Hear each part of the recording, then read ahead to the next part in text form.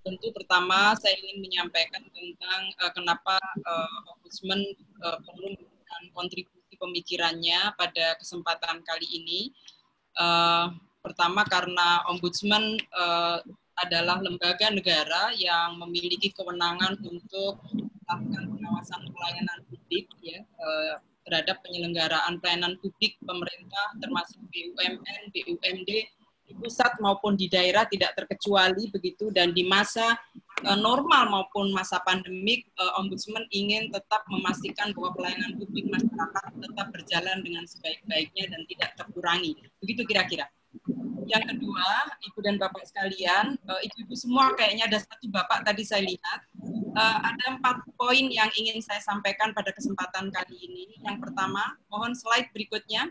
Ya, saya akan menyampaikan 4 hal. Yang pertama soal pengalaman perempuan yang tadi disinggung oleh Pak Doni, disinggung oleh Bu Putri, bahkan disinggung berkali-kali oleh Ibu Puan. Lalu yang kedua soal RA Kartini dalam perjuangan hari ini, karena ini kita dalam rangka memperingati Hari Kartini, perempuan dan kesehatan, terutama terkait dengan COVID dan pola strategi yang mencoba saya tawarkan. Slide berikutnya.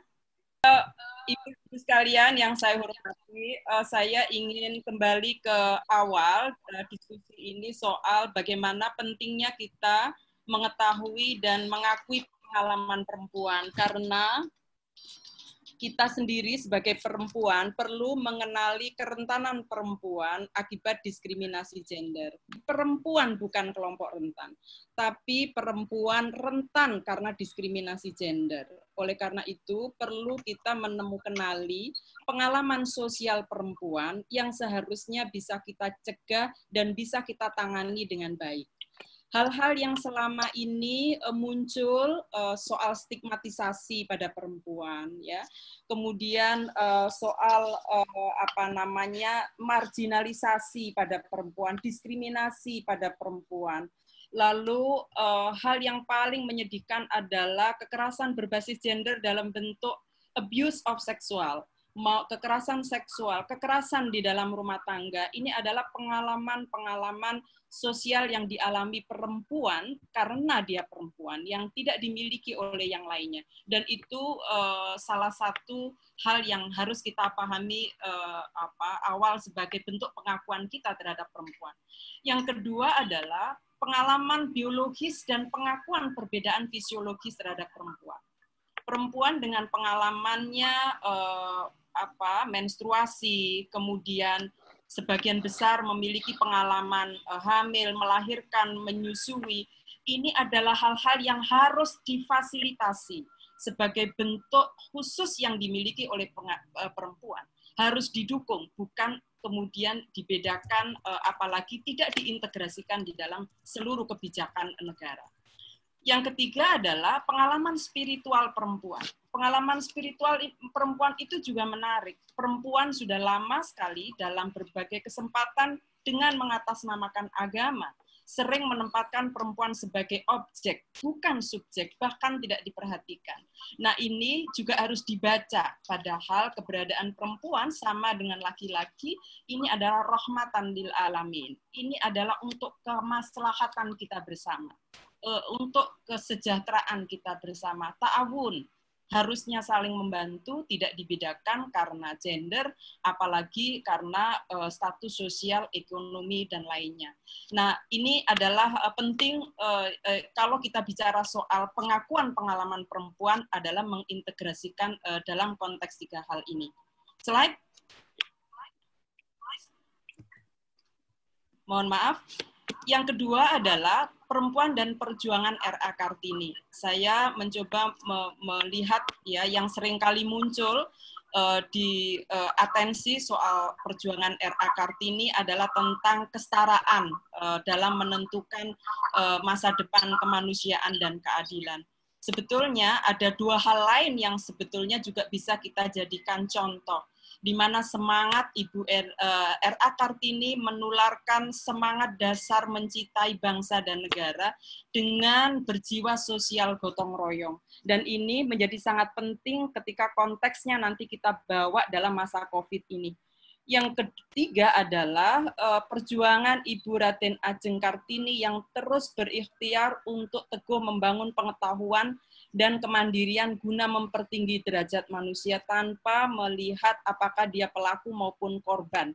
Ya, keinginan untuk membangun pengetahuan dan kemandirian perempuan ini jelas sekali menjadi pesan kuat, menjadi pesan kuat citra baik dari Ibu Raden Ajeng Kartini yang pada kesempatan 21 April ini adalah kita peringati bersama sebagai dasar kita bekerja, strategi dasar kita bekerja ke depan. Nah, bagaimana perempuan dan kesehatan terutama terkait dengan pandemi COVID-19. Tadi sedikit sudah disinggung oleh Ibu Bintang, Ibu Menteri. Saya ingin mengatakan, menguatkan lagi apa yang disampaikan Mbak Eni yang tadi disampaikan juga oleh Pak Domi, bahwa kesehatan ini adalah penyebab. Di masa tidak ada COVID, tidak ada pandemi, persoalan kesehatan perempuan di Indonesia, menurut data tahun 2018 dari Kementerian Kesehatan, kita juga masih dalam kondisi yang sangat memprihatinkan. Misalnya karena pengaruh diskriminasi gender tadi ya, ada kondisi stunting pada anak, gizi buruk pada anak, kanker payudara, kanker leher rahim, ya, angka aborsi yang masih tinggi dengan cara yang tidak sehat. Ada malnutrisi ibu hamil dan menyusui, angka kematian ibu melahirkan masih cukup tinggi di tahun 2015, ada 100.000 kelahiran, itu ada 305 yang meninggal. Ada kondisi sunat perempuan yang masih angkanya ada di mana-mana dan ini masih menjadi pemahaman yang beragam di masyarakat kita.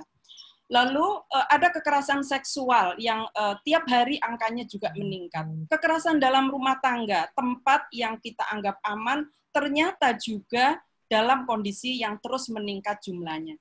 Nah, ketika pandemi, ini ada tambahan lagi.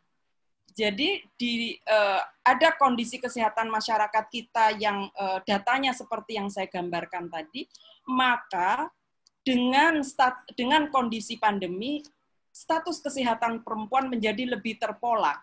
Karena seperti yang disampaikan Mbak Eni tadi, ini akan memberi implikasi pada kondisi ekonomi dan kondisi sosial. Perempuan dengan ekonomi yang selama ini membantu ekonomi keluarga, kita tahu 6.000 lebih perempuan migran pulang. Kondisi sosial perempuan juga lebih pada triple burden. Dia masak, dia bekerja, dia juga mendampingi anak sekolah, dan kegiatan-kegiatan lain yang selama ini bisa berbagi, semuanya harus dilakukan sendiri. Jadi ini juga punya implikasi. Slide berikut saya coba cepat. Nah, Ibu dan Ibu sekalian yang saya hormati, lalu apa yang harus kita lakukan? Kita sudah punya peraturan Kabadan Penanggulangan Bencana nomor 13 tahun 2014 tentang pengarus utamaan gender di bidang bencana. Nah, tetapi sayangnya dalam 2 kepres tentang gugus tugas penanggulangan bencana itu belum mainstream. Karena Kementerian Pemberdayaan Perempuan belum menjadi anggota gugus tugas penanggulangan bencana. Nah, ini mungkin menjadi catatan juga bagi Kementerian Pemberdayaan Perempuan untuk bagaimana kita mengupayakan, karena ini penting sekali. Yang pertama adalah memetakan pemahaman kita soal status, bagaimana sebetulnya posisi dan kondisi perempuan saat ini. Karena kalau kita tidak mainstream, akan sulit terbaca. Seperti tadi data yang sebetulnya dengan upaya yang saya menghargai sekali, upaya Kementerian Pemberdayaan Perempuan, ada data 21 provinsi. Kenapa harus membuat data sendiri begitu? Mestinya ini mainstream yang langsung masuk di dalam data gugus tugas gitu. Dengan begitu, maka kita akan lebih dapat memastikan apa yang menjadi kebutuhan spesifik perempuan. Karena kerentanannya tadi sudah terbaca dan terpola.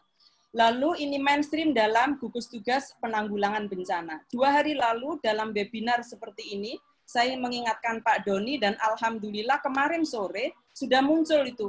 Dari angka 7.000, 58% korbannya adalah laki-laki. Wah, saya alhamdulillah saya WA Pak Doni, terima kasih. Tapi hari ini kok nggak muncul lagi data itu. Nah, ini mudah-mudahan dengan mainstream kita tahu peta pemahaman kita soal kebutuhan dan kondisi. Dengan begitu kita kemudian mengetahui apa prioritas implementasi ke depan. Terakhir, slide berikutnya. Apa strategi yang bisa dilakukan? Nah, ini penting dibuat protokolnya ya, mulai dari pra, selama bencana, dan pasca bencana. Mudah-mudahan Kementerian Pemberdayaan Perempuan dan MPI barangkali bisa sinergi untuk membuat protokol penanganan yang lebih komprehensif, karena kita masih pada akan masa saat dan nanti menghadapi pasca. Ibu-ibu sekalian, karena berkali-kali tadi dalam berbagai kesempatan, alhamdulillah dalam forum ini tidak hanya meminta peran perempuan begitu ya, di beberapa webinar yang lain selalu perempuan begitu. Tetapi kita harus mengingatkan bahwa dalam kondisi normal, apalagi dalam kondisi bencana ini, tidak mungkin hanya perempuan sendiri. Perlu ada pelibatan penuh laki-laki dan perempuan untuk bersih-bersih. Yang kedua, meningkatkan keterampilan dan yang sangat penting. Dan pada ini, Ibu dan Bapak, salah satu lesson learn yang diberikan oleh Ibu Raden Ajeng Kartini tadi adalah membangun dan bertukar pengetahuan. Ya, ini saya kira kita harus selalu mengoptimalkan membangun dan bertukar pengetahuan ini, terutama dalam rangka penanganan kekerasan dalam rumah tangga, yang kita harus segera mencarikan solusi. Tidak cukup hanya membangun fisik begitu dengan membuka layanan-layanan yang berbentuk fisik, tetapi membangun pengetahuannya bahwa dalam kondisi seperti ini tetap loh, walaupun dirumahkan boleh melapor misalnya. Bentuk kemudahan melapor seperti apa, dan ini yang perlu kita pikirkan.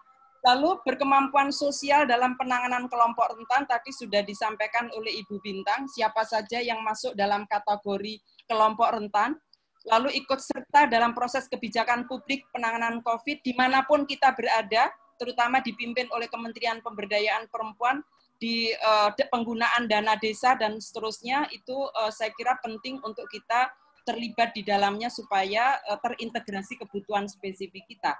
Dan masih ada protokol yang kita perlu pikirkan pasca COVID, itu adalah soal pemulihan dan rehabilitasi termasuk penguatan ekonomi. Membangun kepekaan dan keberpihakan kita, terutama akibat diskriminasi gender, mengurai prioritas strategi perjuangan, itu adalah hal yang sangat penting, terutama menjaga efektivitas kita.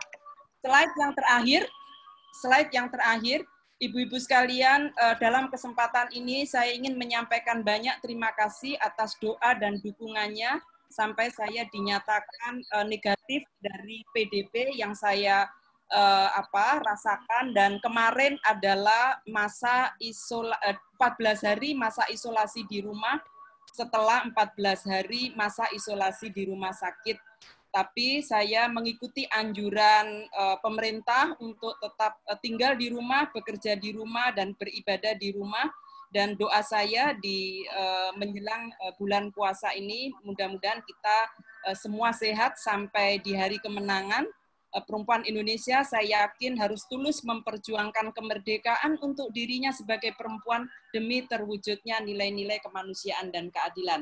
Mohon maaf, terima kasih. Assalamualaikum warahmatullahi wabarakatuh.